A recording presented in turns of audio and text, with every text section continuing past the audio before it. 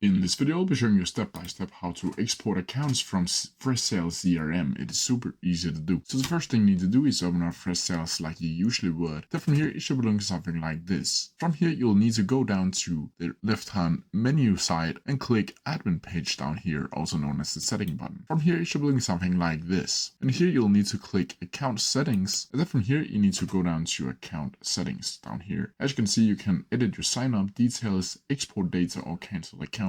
From here, you'll need to go over to the export data here in the right hand corner, where you can see that you can export your Freshsales data 5 times per day. And you'll get an email with a link to download the zip file. Then from here, you need to click export data. And from here, you'll need to select the time period, where you can choose last 7 days, 30 days, 90 days, until today, or a custom period. And down here you can also choose records to exploit. Here you'll need to click accounts, and from here you need to click export data. And as you can see down here, success. And from here you'll need to go over to your email account, and you can see right here Freshsales, your Freshsales data is ready to be exported. And here you'll need to click on this link right here to download the data. And as you can see up here, it has been downloaded.